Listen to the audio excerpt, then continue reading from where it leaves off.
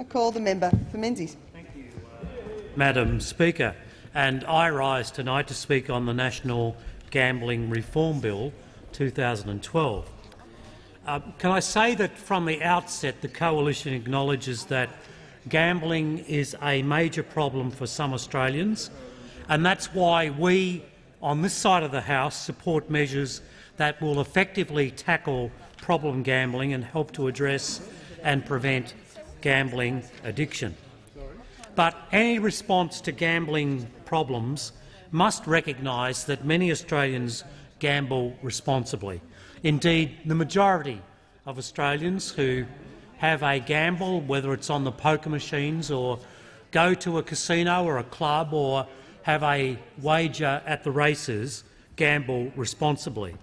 And indeed, in addition to that, many Australians also rely on the sector for their jobs. Let me make it entirely clear that the Coalition supports the voluntary pre-commitment, as do all the states in Australia. Labor's approach depends on who they've done a political deal with, and it seems like on the day of the week. The government's proposed legislative package has a sordid history. It has its origins in the political deal that the Prime Minister did with the member for Denison to keep the keys to the lodge, to the betrayal of the member for Denison, and now to the usual capitulation by the once proud Labor Party to the Greens. We've seen it all before, and unfortunately for the Australian people, we are seeing it again tonight. The Coalition is deeply concerned about the lack of time the government has permitted for proper consultation and review of this legislation. We're concerned because we've seen before the damage that is caused by rushed legislation, the mess that is left in the wake of ramming bills through the parliament, and the inevitable need to go back and fix the problems itself the government created. Above all else, we add our voice to the calls of many others that legislation of such alleged significance to addressing gambling problems in our communities deserves much greater scrutiny and community consultation. That's why we believe that a more thorough inquiry should have been undertaken, and that is why we've tried in the other place, in the Senate, to have this bill referred to the Senate's Finance and Public Administration Committee. The reality, Madam Acting Deputy Speaker, is that despite all of the complexity, despite the clear fact that the states and the territories will be compelled to play a key role in this new duplication of regulation, the government has steamrolled ahead with no consultation with the other sectors of government. And of even more concern is the fact that the government has wilfully ignored all the warnings from agencies and organisations who are the experts in this area. And for the industry itself, for the thousands of business owners and clubs involved in the hospitality sector, they have not only been ignored, they've been entirely locked out. There can be no clearer example of just what lengths this government will go to in order to cling to political survival and to cling to their green lifeline. These bills would see a further extension of Commonwealth influence over state and territory jurisdictions. Gambling has always been, constitutionally, within Australia. For the past century, gambling has always been within state responsibilities. And we truly believe that merely creating regulatory duplication and legislating in an area that falls within state responsibilities will do nothing to help problem gamblers. The government has also sought to gloss over what will be a significant impost on clubs and pubs throughout Australia. That is, the cost of the implementation of this legislation. For the smaller venues in rural and regional Australia, areas the Labor government would know nothing about, given that they don't seem to represent any of them, these new laws will have a direct impact on financial viability and, in turn, on employment in many parts of Australia. Manufacturers and operators of machines have also warned of the dangers of widespread non-compliance, about the fact that the government's own timeframes are quite simply unachievable. And to give you an example of this, Madam Acting Deputy Speaker, we've had promises, we've had indications that there would be a trial in the ACT.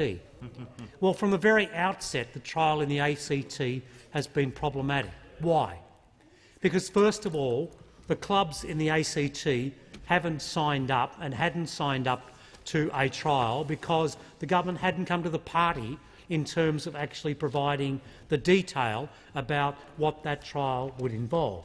In addition to that, and I appreciate the member for Hindmarsh and the member for Sturt and his rapt attention to my remarks tonight.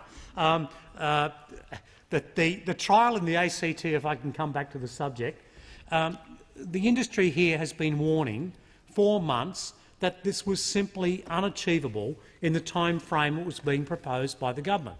Not only had the compensation arrangements not been determined by the government, the scope of the trial in terms of whether or not clubs just over the border from the ACT in Queanbeyan were going to be involved in the trial or not hadn't been determined. None of that had been determined, and yet the government was blithely pushing ahead with the view that this trial could occur in the time frame involved. And yet the industry, the people who were the manufacturers, the people who were responsible for modifying the gambling machines in order for a trial to take place, had been saying to us from at least February of this year that the time frame was totally unrealistic and was totally unachievable.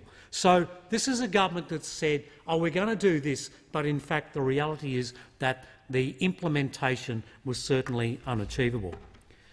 And that's been the so-called mandatory pre-commitment trial in the ACT.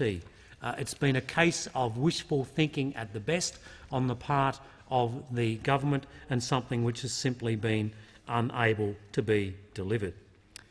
Madam Acting Deputy Speaker, over the past year I've travelled around Australia. I've visited some of the many thousands of clubs around our great nation, clubs that form local hubs, community hubs, clubs that are run for the benefit of the community, whether they're a sporting club, a local community club or a surf life-saving club.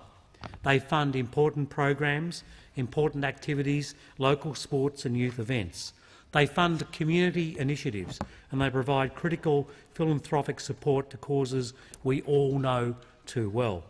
So my message to the government, to the Labor Party, is to stop fighting the ideological battles of the Greens. Stop attacking the grassroots organisations that actually do good in our community. And where are these organisations? Many of these organisations, many of these clubs can be found in the western suburbs of Sydney, traditional areas of Labor support.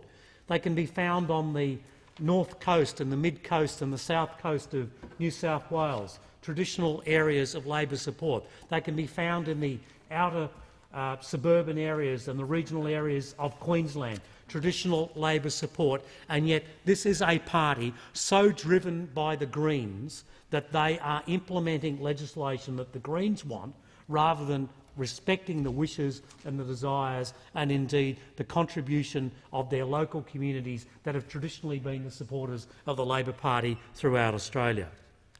Labor's obsession with mandatory pre-commitment means that if given the opportunity, they could flick the switch and turn it on. I mean, this bill is meant to be about voluntary pre-commitment. We have to ask the question, well, why is the Commonwealth Parliament introducing a bill for voluntary pre-commitment in the states and territories of Australia? And a number of questions come to mind. Firstly, isn't this an area of state and territory regulation? Don't the states and the territories licence clubs and poker machines in Australia? Does the Constitution provide for the Commonwealth in sections 51 of the Constitution to provide for the regulation of this area? The resounding answer is no. This is, if there was any area which is clearly an area of state and territory responsibility, it is this. So why is the Commonwealth interfering in this area? But then you should ask the question any time, Madam Acting Deputy Speaker, is legislation necessary? Well, the states and the territories are all moving towards implementing schemes of voluntary pre-commitment. The industry itself is committed to voluntary pre-commitment.